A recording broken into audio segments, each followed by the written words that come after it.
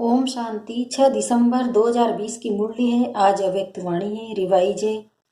20 फरवरी 87 की मुरली का टाइटल है याद, पवित्रता और सच्चे सेवाधारी की 3 रेखाएं। आज सर्व स्नेही विश्व सेवाधारी बाप अपने सदा सेवाधारी बच्चों से मिलने आए हैं। सेवाधारी बाप दादा को समान सेवाधारी बच्चे सदा प्रिय हैं। आज विशेष सर्व सेवाधारी बच्चों के मस्तक पर चमकती विशेष 3 लकीरें देख रहे हैं। हर एक का मस्तक त्रिमूर्ति तिलक समान चमक रहा है। ये 3 लकीरें किसकी निशानी है? इन 3 प्रकार के तिलक द्वारा हर एक बच्चे के वर्तमान रिजल्ट को देख रहे हैं। एक है संपूर्ण योगी जीवन की लकीर, दूसरी है पवित्रता की रेखा व लकीर, तीसरी है सच्चे सेवाधारी की लकीर। तीनों रेखाओं में हर बच्चे की रिजल्ट को देख रहे हैं। याद की लकीर सबकी चमक रही है, लेकिन नंबरवार है। किसी की लकीर व रेखा आदि से अब तक अव्यभिचारी अर्थात सदा एक की लगन में मगन रहने वाली। दूसरी बात सदा अटूट रही है।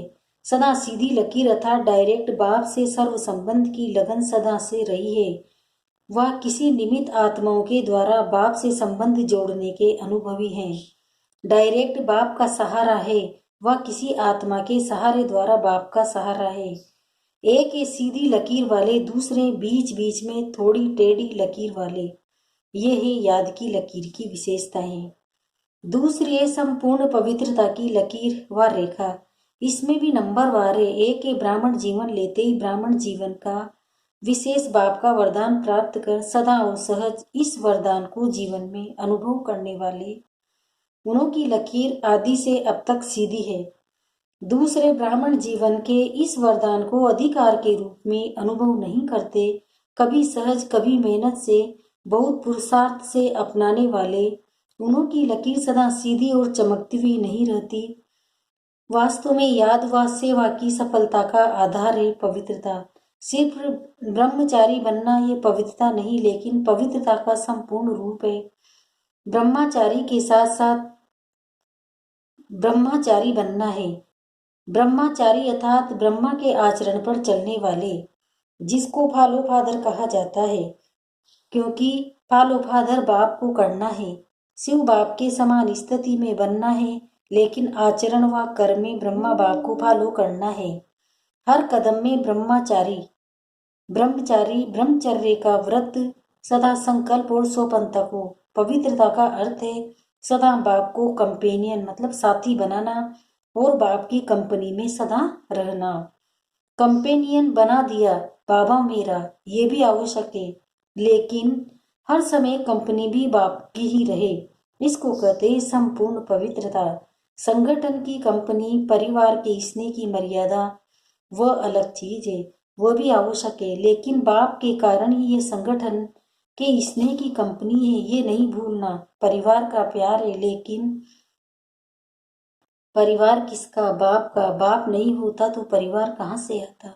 परिवार का प्यार परिवार का संगठन बहुत अच्छा है, लेकिन परिवार का बीज नहीं भूल जाए। बाप को भूल परिवार को ही कंपनी बना देते हैं। बीच बीच में बाप को छोड़ा तो खाली जगह हो गई, वहां माया आ जाएगी। इसलिए इसने में रहते, इसने लेते देते समूह को नहीं भूले। इसको कहते हैं पवित्रता। समझने में तो होशियार होना। कई बच्चों को संपूर्ण पवित्रता की स्थिति में आगे बढ़ने में मेहनत लगती है, इसलिए बीच बीच में कोई को कंपेनियन बनाने का भी संकल्प आता है, और कंपनी भी आवश्यक है, ये भी संकल्प आता है। सन्यासी तो नहीं बनना है, लेकिन आत्माओं की कंपनी में रहते बाप की कंपनी को भूल नहीं जाओ, नहीं तो समय पर उस आत्मा की कंपनी याद आएगी और बाप भूल जाएगा, तो समय पर धोखा मिलना संभव है। क्योंकि साकार शरीरधारी के सहारे की आदत होगी, तो अव्यक्त बाप और निराकार बाप पीछे याद आएगा, पहले शरीरधारी याद आएगा। अगर किसी भी समय पहले साकार का सहारा याद आया तो नंबर 1 हो गया और दूसरा नंबर बाप हो गया। जो बाप को दूसरे नंबर में रखते तो उसको पद क्या मिलेगा? नंबर 1 या 2। सिर्फ सहयोग लेना, स्नेही रहना वह अलग चीज है, लेकिन सहारा बनाना अलग चीज है। ये बहुत गूढ़ बात है, इसको यथार्थ रीति से जानना पड़े। कोई कोई संगठन में स्नेही बनने के बजाय न्यारे भी बन जाते हैं। डरते ही ना मालूम फंस जाए, इससे तो दूर रहना ठीक है, लेकिन नहीं 21 जन्म की प्रवृत्ति में परिवार में रहना है ना। तो अगर डर के कारण किनारा कर लेते, न्यारे बन जाते, तो वह कर्म सन्यासी के संस्कार हो जाते। कर्म योगी बनना है कर्म सन्यासी नहीं। संगठन में रहना है, स्नेही बनना है, लेकिन बुद्धि का सहारा एक बाप हो, दूसरा न कोई। बुद्धि को कोई आत्मा का सातवां गुण का कोई की विशेषता आकर्षित नहीं करे, इसको कहते हैं पवित्रता। पवित्रता में मेहनत लगती, इससे सिद्ध वरदाता बाप के जन्म का वरदान नहीं लिया। वरदान में मेहनत नहीं होती। हर ब्राह्मण आत्मा को ब्राह्मण जन्म का पहला वरदान पवित्र भव योगी भव का मिला हुआ है। तो अपने से पूछो, पवित्रता के वरदानी हो या मेहनत से पवित्रता को अपनाने वाले हो। ये याद रखो कि हमारा ब्राह्मण जन्म में सिर्फ जीवन परिवर्तन नहीं, लेकिन ब्राह्मण जन्म के आधार पर जीवन का परिवर्तन है। जन्म के संस्कार बहुत सहज और स्वतः होते हैं। आपस में भी कहते हो ना, मेरे जन्म से ही ऐसे संस्कार है। ब्राह्मण जन्म का संस्कार है योगी भव, पवित्र भव। वरदान भी है, निजी संस्कार भी है। जीवन में दो चीजें ही आवश्यक है, एक कंपेनियन, दूसरी कंपनी। इसलिए त्रिकालदर्शी बाप सभी की आवश्यकताओं को जान कंपेनियन भी बढ़िया, कंपनी भी बढ़िया देते हैं।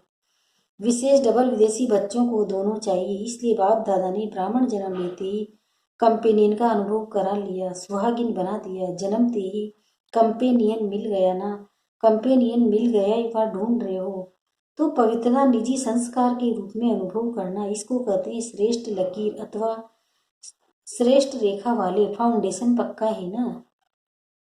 तीसरी लकीर है सच्चे सेवादारी की। ये सेवादारी की लकीर भी सभी के मस्तक पर है। सेवा के बिना भी रह नहीं सकते। सेवा ब्राह्मण जीवन को सदा निर्विघ्न बनाने का साधन भी है, और फिर सेवा में ही विघ्नों का पेपर भी ज्यादा आता है। निर्विघ्न सेवाधारी को सच्चे सेवाधारी कहा जाता है। विघ्न आना ये भी ड्रामा की नूंद है, आने ही हैं और आते ही रहेंगे, क्योंकि ये विघ्न या पेपर अनुभवी बनाते हैं। इसको विघ्न न समझ, अनुभव की उन्नति हो रही है, इस भाव से देखो तो उन्नति की सीढ़ी अनुभव होगी।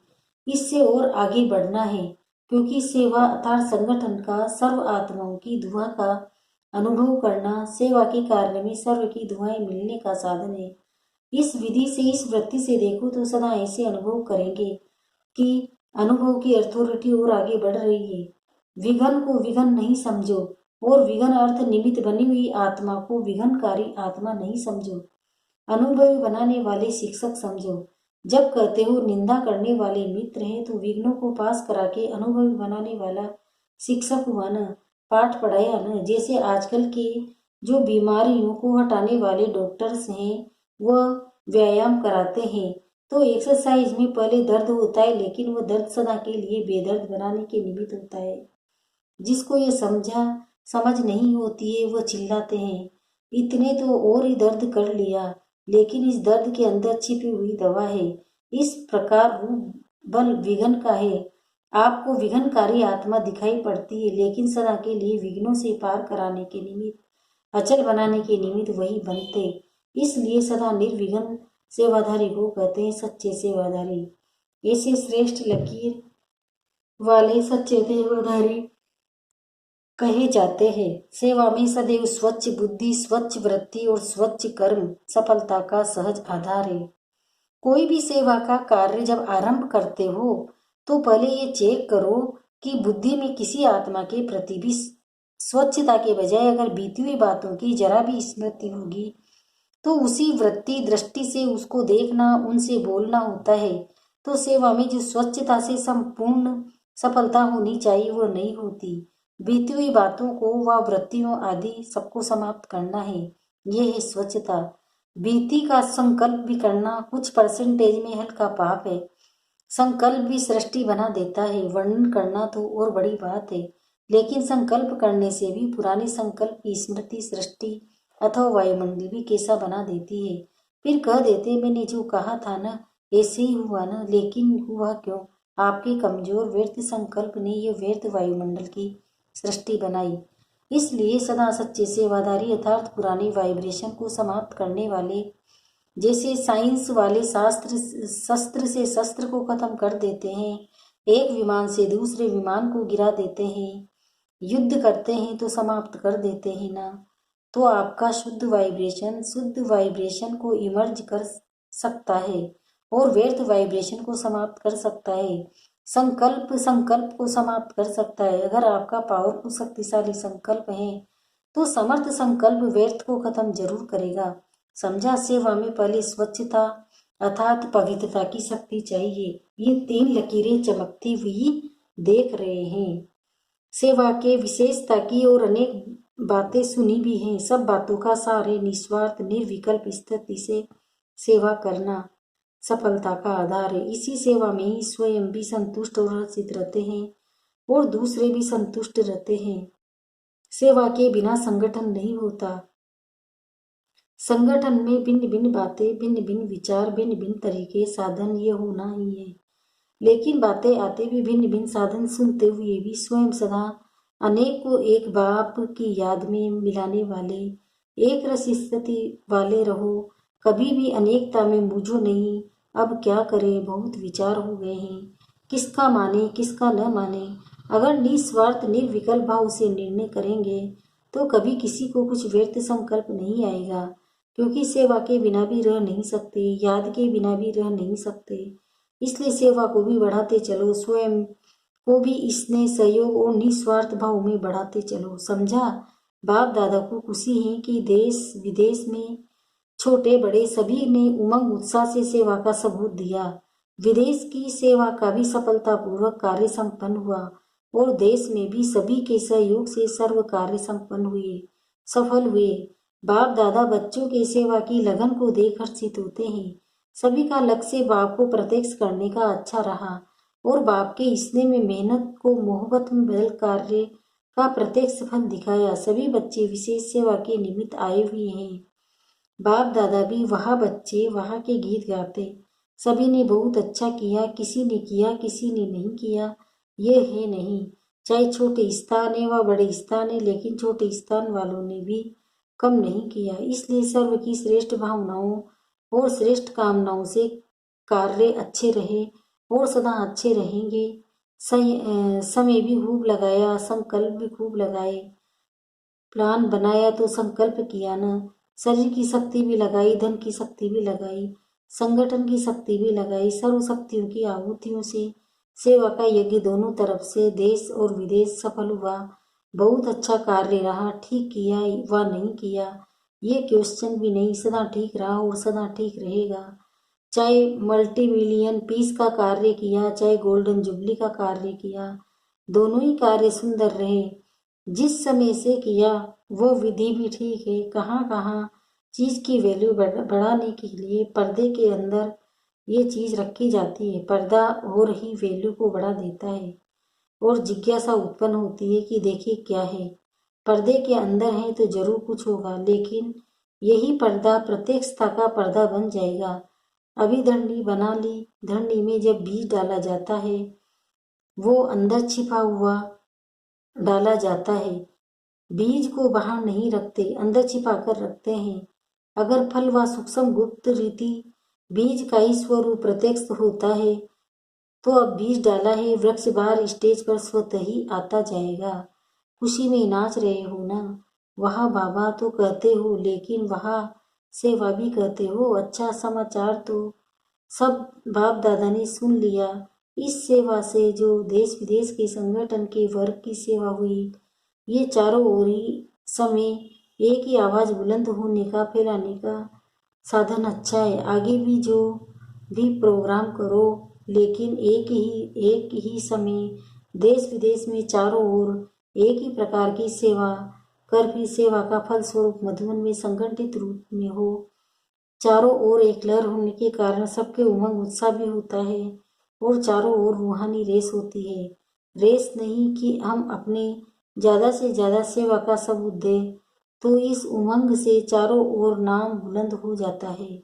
इसलिए किसी भी वर्ग का बनाओ, लेकिन चारों ओर सारा वर्ष एक ही रूपरेखा की सेवा की तरफ अटेंशन हो, तो उन आत्माओं को भी चारों ओर का संगठन देख उमंग आता है, आगे बढ़ने का चांस मिलता है। इस विधि से प्लान बनाते बढ़ते चलो, अपनी अपनी एरिया में उन स्वर वर्गों की सेवा कर छोटे छोटे संगठन के रूप में प्रोग्राम करते रहो, और उस सेवा से फिर जो विशेष सेवाएं हो उसको इस बड़े संगठन के लिए तैयार करो। लेकिन हर एक सेंटर या आसपास से मिलकर करो, क्योंकि कहीं यहाँ तक नहीं पहुँच सकते तो वहाँ पर भी संगठन का जो प्रयोग होता है उससे भी उन्हों को लाभ होता है। तो पहले छोटे छोटे इसमें मिलन करो, फिर जोन को मिलाकर संगठन करो, फिर मधुबन का बड़ा संगठन हो, तो पहले से ही अनुभवी बन करके फिर यहाँ तक भी आ जाएंगे। लेकिन देश विदेश में एक ही टॉपिक हो और एक ही वर्ग का के हो, ऐसे भी टॉपिक्स होते हैं जिसमें दो चार वर्ग भी मिल सकते हैं। टॉपिक विशाल है तो दो तीन के भी उसी टॉपिक बीच आ सकते हैं। तो सभी देश विदेश में धर्म सत्ता, राज्य सत्ता, साइंस की सत्ता, तीनों सैंपल्स तैयार करो। अच्छा, सर्व पवित्रता के अधिकारी आत्माओं को सदा एक रस निरंतर योगी जीवन के अनुभवी आत्माओं को सदा हर संकल्प हर समय सच्चे सेवाधारी बनने वाली श्रेष्ठ आत्माओं को विश्व स्नेही विश्व सेवाधारी बाप दादा का याद प्यार हो। नमस्ते। वरदान, कंबाइंड स्वरूप की स्मृति द्वारा अभूल बनाने वाले निरंतर योगी भव। जो बच्चे स्वयं को बाप के साथ कंबाइंड अनुभव करते उन्हें निरंतर योगी भव का वरदान स्वतः मिल जाता है, क्योंकि वो जहाँ भी रहते मिलन मेला होता रहता है। उन्हें कोई कितना भी भुलाने की कोशिश करे लेकिन वे अभूल होते हैं। ऐसे अभूल बच्चे जो बाप को अति प्यारे हैं वही निरंतर योगी हैं, क्योंकि प्यार की निशानी है स्वतः याद। उनके संकल्प रूपी नाखून को भी माया हिला नहीं सकती। स्लोगन है, कारण सुनाने के बजाय उसका निवारण करो तो दुआओं के अधिकारी बन जाएंगे। ओम शांति।